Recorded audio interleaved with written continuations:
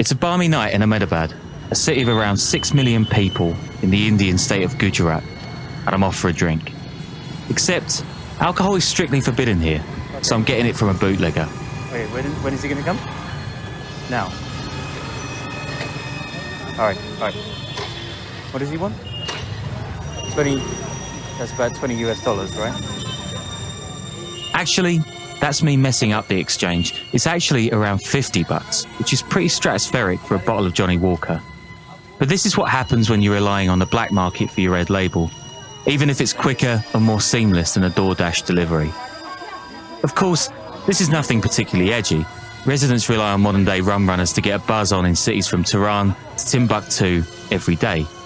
But while Ahmedabad is named for a 15th century sultan, Gujarat's prohibition has nothing to do with Islam. In fact, it's a hangover of the fight for independence from Britain, and in particular, the later life aphorisms of the state's most famous son, Mahatma Gandhi. And from this thick web of bootleggers to organised crime, deadly homebrew, and even communal violence, it's got a lot to answer for. Welcome to the Underworld Podcast.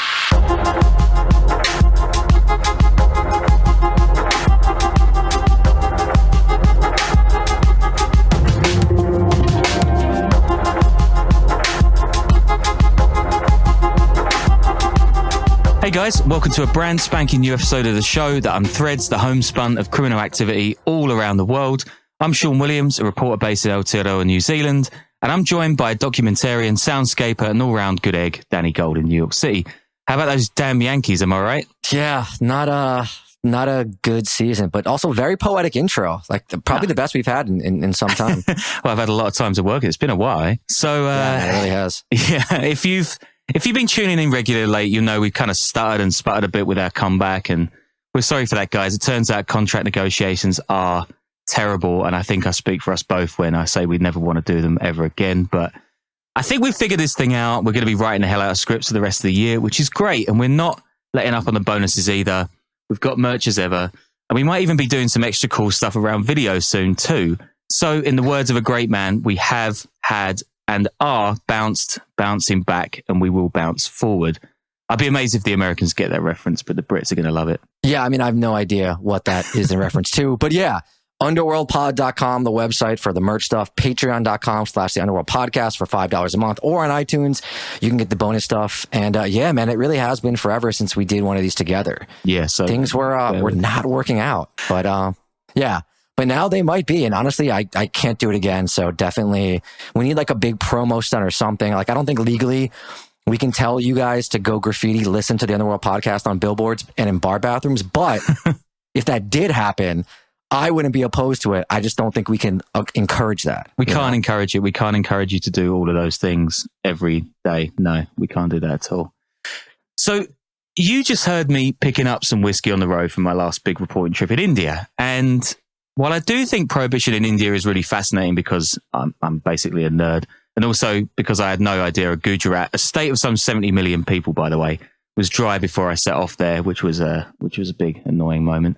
This show is going to be a bit of a bootlegging menagerie with tales far beyond the States and Capone to some niche booze peddling tales you've probably never heard before. Yeah, you know, I'm trying to think of the last time I was in a dry state, and the time I really remember was I was in Khartoum in Sudan in like 2006, and I think you know, it was dry, and the secret was that you were supposed to go to a Chinese restaurant and ask for tea in a teapot, and that was code for how to get booze. But I've also, like, you know, in the Middle East and in East Africa, I've had my fair share of like bootleg Johnny Walker that's called like Orange Label or Jimmy lovely. Walker or something like that. You know? Yeah, I mean, have you never been to a British pub? Because we always order beer by saying, "Can I have tea in a teapot?" That's just how we do it there. And then also, speaking of Khartoum, I was supposed to go there years and years ago, probably around the same time. And I heard that there was a British embassy club called the Pickwick Club, where there was some like link to James Bond or something, where James Bond had been inspired by it or something like that. So maybe that's still a thing. Possibly not now that it's literally under bombing attack every night. But yeah, not, I don't know. Not right now. But anyway, we've got in this show, we've got coming up a bunch of bootlegging history, right? We've got a bit of America, a Scot in Saudi Arabia, the most perilous brewery in the world, Iranian, Armenian, Iraqi runners, North Korean diplomats, and how prohibition and bootlegging brought about an execution and military coup in Pakistan. So that's a lot of info packed into one episode. But let's start with the basics, right? There are 11 countries worldwide that have blanket bans on alcohol, and you could probably have a decent shot at naming at least half of them, I reckon. You want to have a quick go? That's not rhetorical. Well, Sudan. I know booze is banned in Gaza because my fixer once was like, "How do you not smuggle me a bottle of whiskey?" And I didn't. I felt bad about it. Brunei, right? Maybe Pakistan. I mean, that's pretty much all I got. Yeah. You got a few of them. Yeah, you got Pakistan, Sudan, the Saudi, Somalia, Mauritania, the Maldives, Libya, Iran, Kuwait, Brunei, and Bangladesh. And Afghanistan's not on the list, weirdly enough. Although I can't imagine the Taliban are too thrilled about locals knocking back moonshine on a Friday night. Yeah, you might want to check the date on that list you have, because I feel like it's probably needs to be updated. Yeah.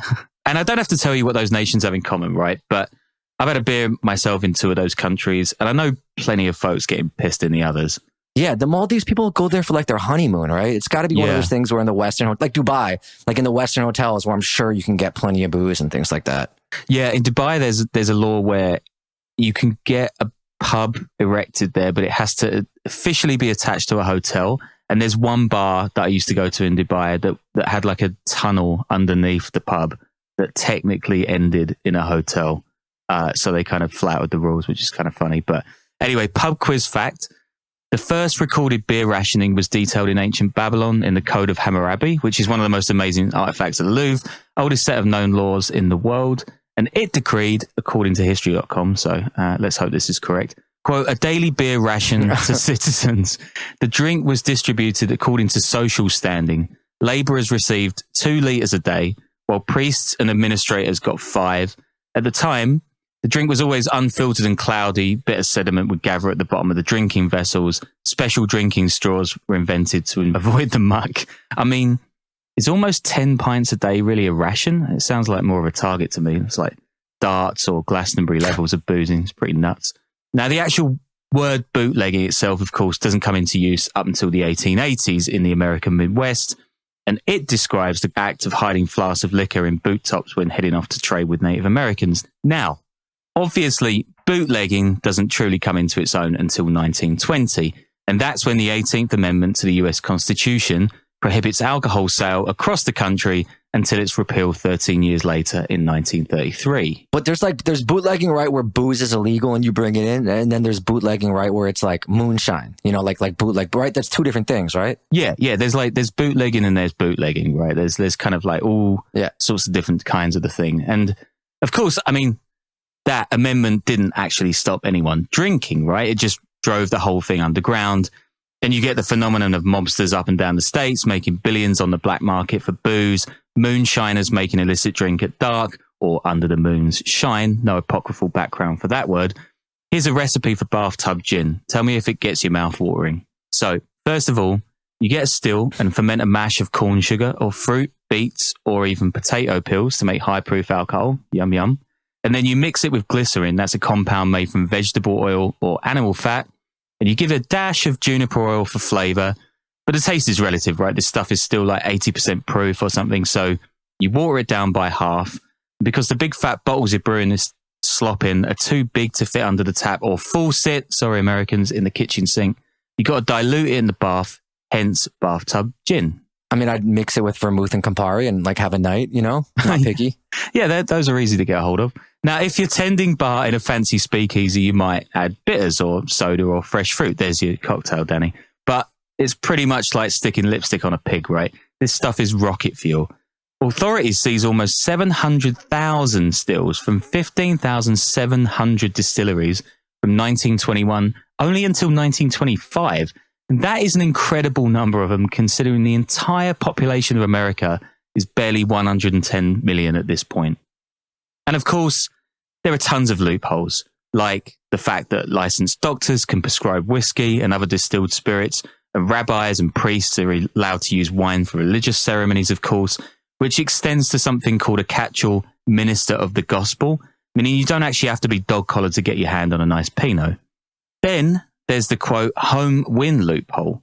Quote, the head of a family who is properly registered may make 200 gallons of wine exclusively for family use without payment of tax thereon.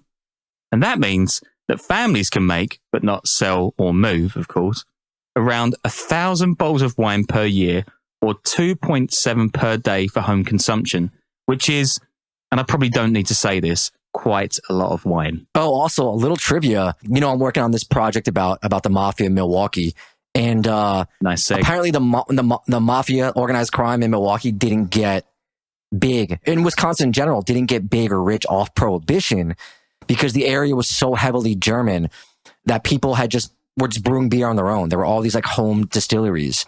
And it wasn't really strictly enforced either because it was such a part of the culture that the organized crime aspects in that state at that time just like didn't make a ton of money off Prohibition like elsewhere, like Chicago or you know, Detroit, New York.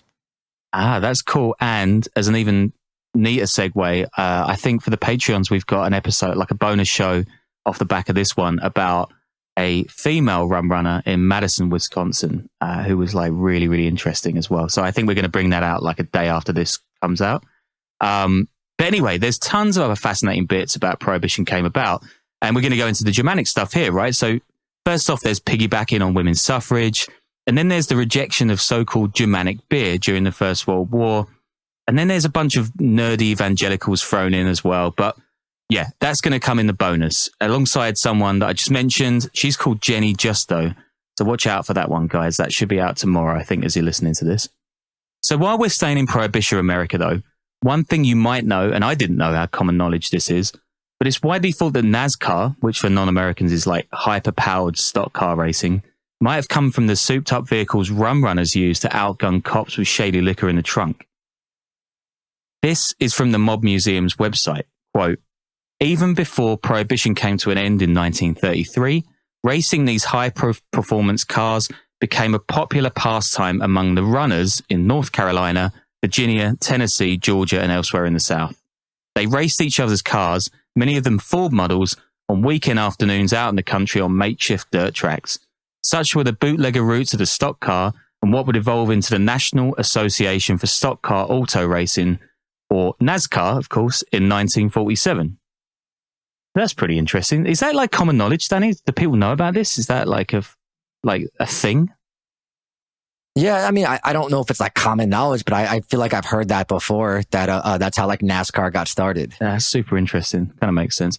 If you're listening to a show about organized crime, of course, you're going to know all about Capone, Valentine's Day Massacre in 1929, the outcry and the repeal of Prohibition in 1933. There's no need to go into that here. But back to India now. So my dude on the moped selling Johnny Walker. Part of the United States Prohibition was claimed to stem domestic and sexual violence against women, and that is actually how the issue is still framed in large parts of India today. Gujarat is one of 4 Indian states, alongside Bihar, Mizoram, and Nagaland, to outlaw alcohol.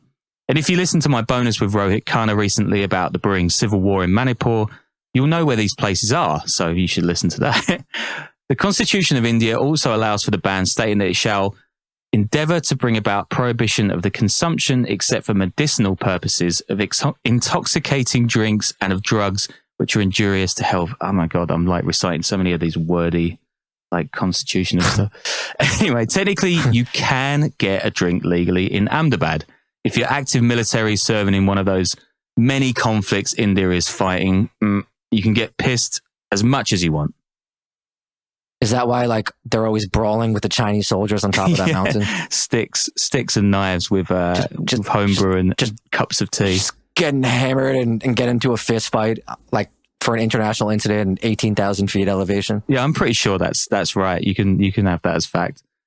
You can also get a permit, right? But that ain't easy or cheap. So first you get an authority like a hotel to sign a bit of paper saying you're you. I may have tried this, by the way, guys.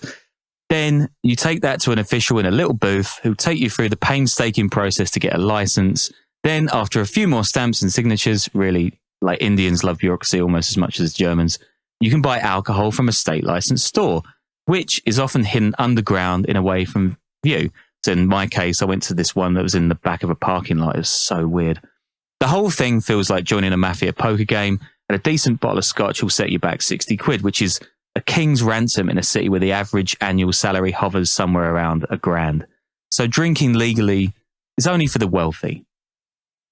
Now, temperance, interestingly, gathered pace under Mahatma Gandhi, who became something of a conservative moralist in later life, something that if you've seen the Richard Attenborough movie from 1982, doesn't really get a look in amongst all the aphorisms and homespun clothes, just like the celibacy test he carried out on himself after his wife's death by sleeping in a bed with young naked women. You don't hear a lot about that, eh? Yikes. Anyway, alongside celibacy, Gandhi was a keen prohibitionist, and he claimed that liquor was a, quote, invention of the devil.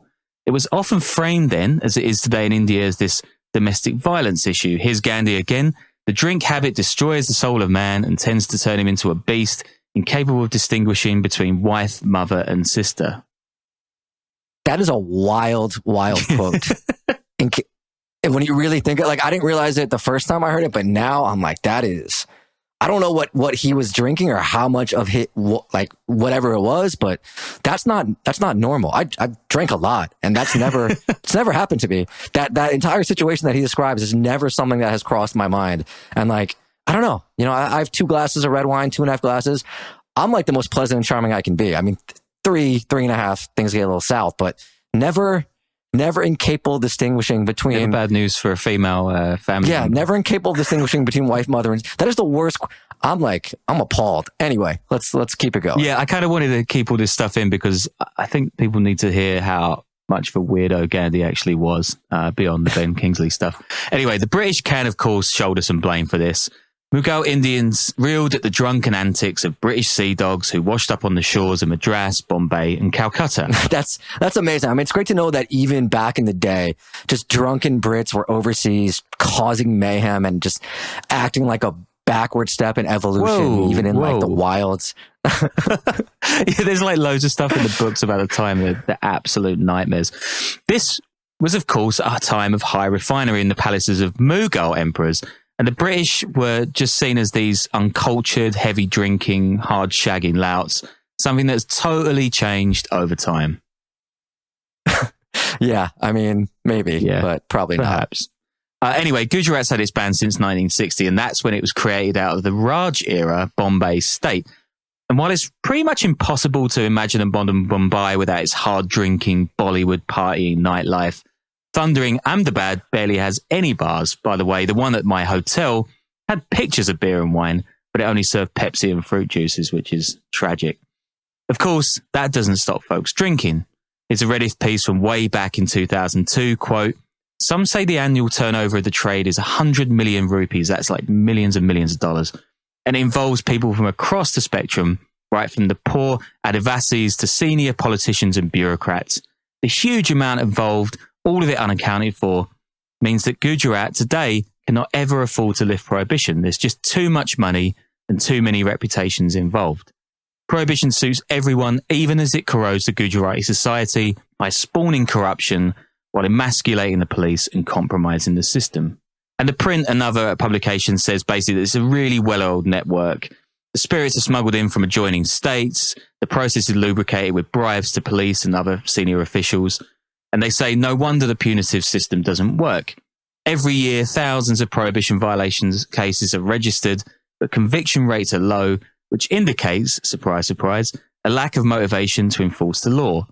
Between 1999 and 2009, the conviction rate was a mere 9%. So basically, everyone's getting their palms lined and no one gives a shit. The WHO estimates that half of all alcohol consumed in India is unrecorded and part of the black market. I mean, that is a country of 1.4 billion people. And that means hooch, and that means death. Last July, for example, illicit liquor killed over 200 people in 3 Gujarati cities alone. During the pandemic, there was a trend of poor people in the state chewing on sanitary wipes, which, don't Instagram your crimes, guys, but definitely don't suck on an alcohol wipe. I saw a guy in Somalia, actually, while I was reporting there, and he was addicted to doing just that. And half his cheek was just like burned all the way through. It was pretty grim stuff. I remember reading something years ago about how, a big problem in I think it was poor rural areas of Russia, somewhere in the north. And, sort of using products that are alcohol, not for drinking, as ways to get hammered. And there was one where people were dying from drinking some sort of fuel or gasoline. And it was a freezing cold area. And what they would do is they would pour it along metal, like a metal sheet or something metal. No, it was that cold, thinking that all the impurities then on alcohol would freeze to the metal, and then whatever was left would just be pure alcohol. Christ. And they would get hammered off that, and it was just like, you're just killing people. Do you follow the Instagram account? Look at this Russian. There's just incrediable stuff. Just reminds me. I've seen some stuff up there. And look, we all got our rednecks doing silly stuff, but they got some good ones over there. Oh yeah, a lot of them friends with bears. I respect anyone who can become friends with a bear. Fair enough. Yeah, so you take the rough with the smooth, right? So yeah, prohibition, it screws the poor. That's what we're saying. It creates this entire criminal network. And it actually doesn't boost the economy elsewhere or even stop people suffering from alcohol dependency. So nice work, Gandhi. You did a lot of good. But this is only one. Actually, is that the mission of this podcast? Is like shit on Gandhi? Yeah, you just said 1.4 billion people, and you're just insult, dude. I'm anti. Oh damn. I'm anti Sean. I'm pro Gandhi. Don't listen. Our Indian listeners, listen to us. Don't listen to Sean. I'm here supporting you. And I've got caught up in my hate of the redcoats, and I've ended up crapping on Gandhi. Anyway, this is only one part of one country, right? Let's move across the Gujarat border into Pakistan. This is super interesting.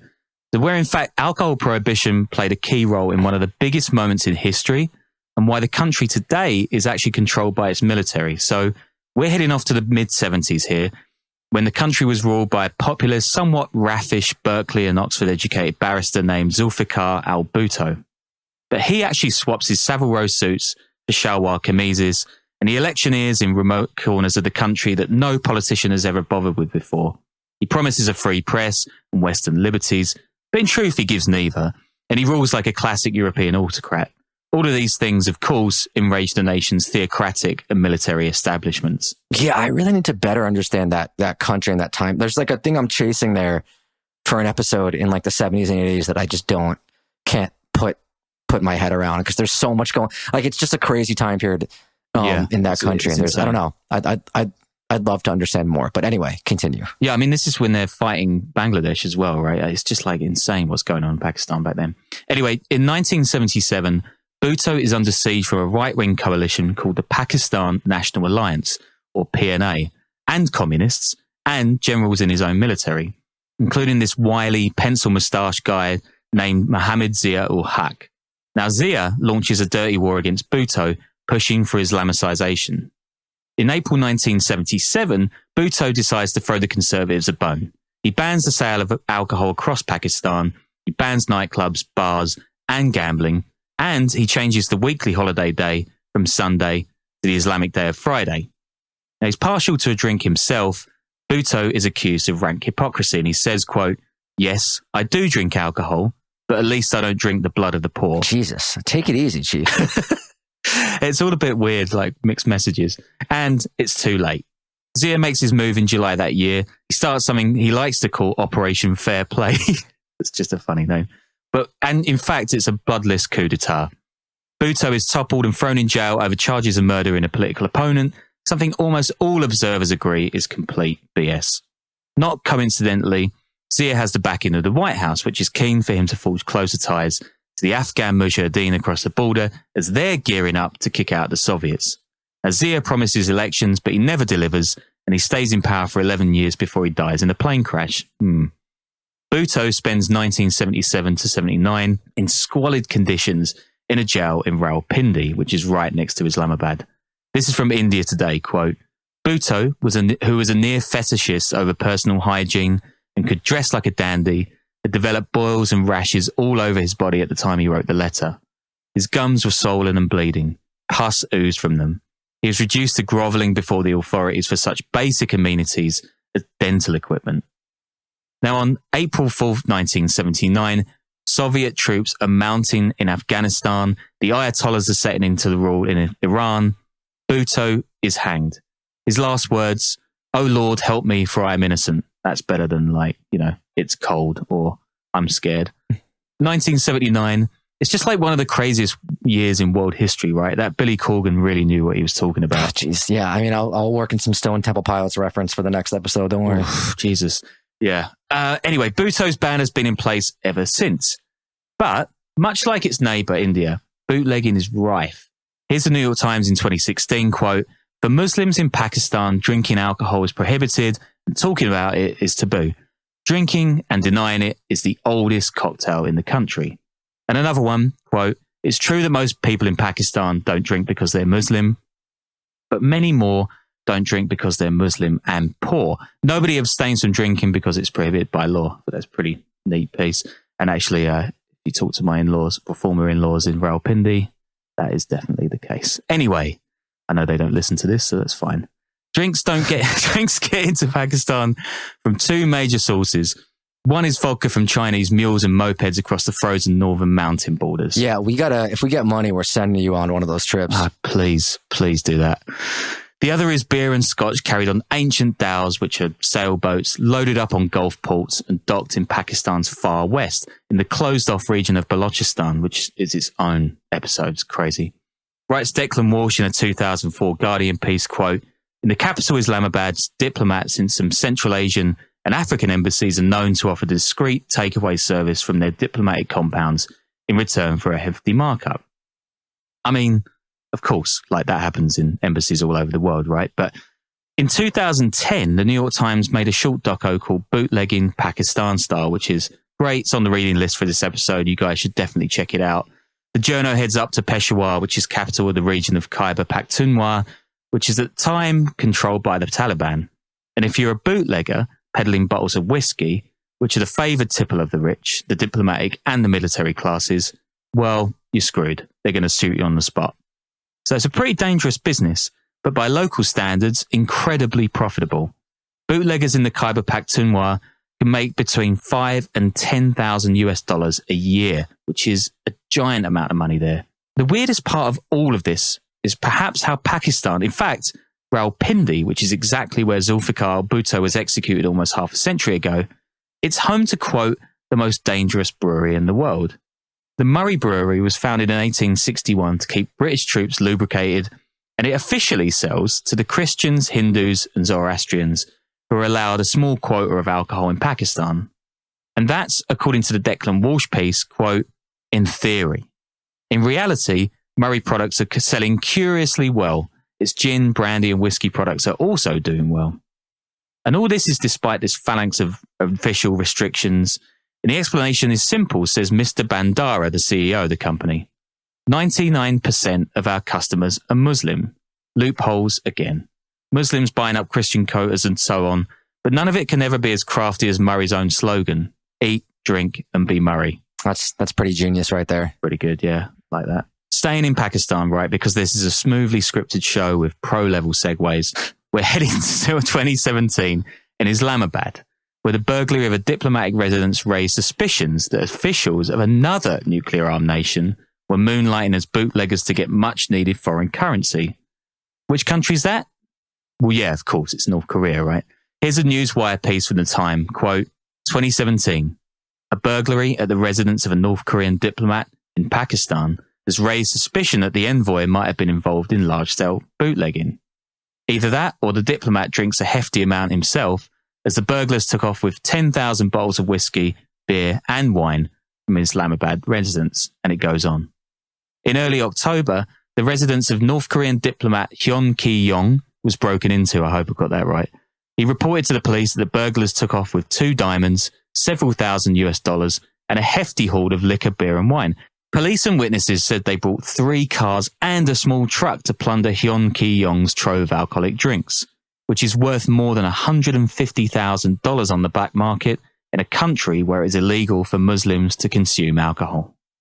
Now, if you've listened to our show on North Korea, this is also nothing new, right? Pyongyang regularly uses its diplomatic corps to smuggle gold, counterfeit cash, and even meth across the world to claw back a few precious bucks for the Kim regime.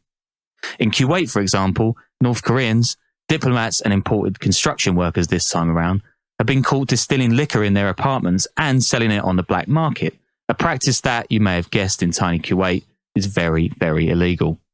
The liquor is called Siddiqui in Arabic, or my friend, and it is distilled from rice and has a taste similar to the Korean liquor, which is known as shochu. At around 40% alcohol by volume, the drink is typically mixed with water or non-alcoholic beer. A liquor called My Friend is actually, I mean, that's great. I would drink that, and soju is actually very underrated too. Soju is lovely, yeah. You get those like proper little izakayas in Tokyo. Oh my God, now I'm getting flashbacks to good times. In North Korea itself, booze isn't banned, but there are still bootleggers there who proliferated in the 1990s during the country's devastating famine. And like that famine was really, really awful. When money ran out and food rations dwindled. People bought food with the money earned and also used the leftover mash from the moonshine process to feed their livestock. Raising pigs also became another side job for them. Now, authorities are searching homes for misuse of something else, corn. And that's according to a Radio Free Asia piece this March. Quote, many families in the neighbourhood make a living making moonshine, which can be started easily with just 22 pounds of corn. One household was caught using 66 pounds of corn as ingredients for moonshine, and family members had to write a clear letter of self-criticism. But 4 households that bought more than 220 pounds of corn were accused of being anti-socialists who helped fuel the country's food crisis, was sentenced last week to more than a year in a correctional labor camp. Man, when like misuse of corn is a criminal offense, like you got to just rethink your whole system. Like things aren't working out if that's like a big crime. Things aren't working out in North Korea. You heard it here first. Yeah, a year in a North Korean labor camp doesn't sound like much fun, of course, but spare a thought on those caught bootlegging not alcohol but Western media. In 2021, a man who sold bootleg copies of the South Korean show Squid Game was executed for anti-socialist activity by a firing squad in front of 500 people, including his family and friends, and they were made to watch from the front row, which is ironically like one of the scenes out of Squid Game, I guess. Modern bootlegging, then, is a thriving, if perilous, trade. In Iran, for example, booze is smuggled by members of the country's Armenian minority, which has kind of coalesced into a roaring, organized underworld. I've also isn't Iran supposed to have like a pretty amazing underground party scene too? Yeah. I imagine there's got to be booze there. I know someone who's currently there, and I can confirm. I probably shouldn't say any more than that. You know, that's the thing with like these countries, right? It's always people that are rich or like high society, even in these countries where it's dry, like usually they have no problem getting booze and drinking. Like never. Even in a really strict place like Iran or Sudan, like I'm sure the elites, like at their parties, they're boozing for sure. If probably a lot more stuff too. Oh, 100%. But like, in fact, like really interestingly, in Iran, like their currency has gone through the floor so badly that even the country's rich and famous struggle to afford Western liquor, right? And they have even themselves fallen back on this home-brewed arak, which is like stuff that the Armenians distill from raisins, and it sometimes had deadly effects. In 2020, as COVID rattled through the population and Tehran controlled access to information, word got out, for example, that moonshine could cure corona. The AP reported that year, almost 500 people had died from alcohol poisoning, with the trend continuing until today. This June, which is a couple of months back, the head of Iran's forensic medical agency said that 644 people died from drinking tainted booze in 2022, which is up 30% from the previous year. So we steer clear of most political shit on this show, but one thing is clear from all this research: prohibition really does not work, least of all with alcohol. But to close out this episode, let's head from one Islamic republic to an Islamic monarchy, Saudi Arabia, to the tale of a Scottish bootlegger who bit off a bit more than he could brew. I spent a year living in the UAE, and so for the first 2 months of that year, work put me up in a pretty shit hotel. Yeah, I mean, fuck, sorry, do that again. No, I completely forgot. I spent a year living in the UAE like 12, 13 years back, and for the first 2 months of that year, work put me up in a pretty bad hotel. Yeah, I forget you've lived Oklahoma, the UAE, all the top places. New Zealand. You're like a modern day adventurer who only makes bad choices. Though I feel like New Zealand's pretty rad, I imagine. Yep. And on a Saturday morning in this hotel right in Dubai, you could tell exactly who the Saudis in the hotel bar were, right? Because they'd be laying about from the previous night's drinking, scattered about as if they'd been on night-long benders, when actually they were hammered after a couple of pints because they just weren't ever doing it. Gordon Mallock, he must have seen this trend and rubbed his hands back in 1978. And that is when he moves from his hometown of Avermore in the Scottish Highlands to Riyadh, the Saudi capital, which then was a low-slung scratch home to just 900,000 people. Now, by the way, it's 7 million. What is it about this show in the late 70s? Anyway, Gordon gets a job as a chef with a catering firm, and that gives him this privileged access to high rollers and businessmen all over the city of Riyadh. Soon he's making moonshine at home, selling it for use at secret desert parties attended by expats. He's running a still from behind a fake wall in his villa. But while there's a bunch of low-quality gin coming in from Bulgaria, quote, the kind people would go blind from, he tells the Scottish Mail on Sunday, he says, I always stayed with the genuine article. And for that, he means he gets access to good whiskey. Not long after his arrival, Gordon hooks up with some suits on a break in Bahrain, and they tell him they're looking to import high-quality name brands into the kingdom.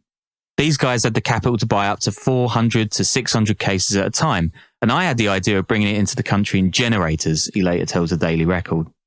Quote, I was shipping out $250,000 at a time. That's over $1 million in today's money. Not bad at all for a rum runner. A whiskey is Gordon's big seller. It's largely drunk at these desert secret parties arranged for these expats. And for 6 years, he ships huge quantities of the stuff into Saudi, hidden inside these electronic generators. He says, I was a real entrepreneur because there wasn't any taste and quality before I arrived. I mean, Gordon's starting to feel like he's making the stuff. Anyway, then his whole world comes crashing down. It was my last load into the country, he tells the Mail. I'd become too blasé. It was all very heavy-handed. They arrived and put guns to my head. He's got 50 cases of whiskey at his place, so it's a fair cop. Gordon carries on. I was handcuffed and manacled. Isn't that the same thing? And they shaved my head. They hung me from a tree with my handcuffs over a branch. They beat my feet, which were barely touching the ground. After a few days, the authorities bring Gordon to a cell of Malaz prison in Riyadh, where there are 100 prisoners inside one cell. Lucky old him, though, he gets out after 17 months of negotiations with the British Embassy without taking any lashes, which is a common punishment then, not to mention getting your head cut off. He tells media that he's, quote, very nostalgic for those days. I made and spent 2 fortunes. What does Gordon do now? Well, naturally, he's a customs officer. I don't know whether that's a good ending for this show or a bad one, but yeah, it'll do. Yeah, that was well done, man. But yeah, I guess that bonus, people can look forward to that. Yeah, Patreon.com/World Podcast. I don't know what order we're going to do these in, but if we do it, this one will be first. I'll have something on the Zetas up next week. Or you've already heard that. Who knows? You know, the world is a magical place. But yeah, I guess until next week, unless there's anything else you want to add. That'll do for now. That'll do for now.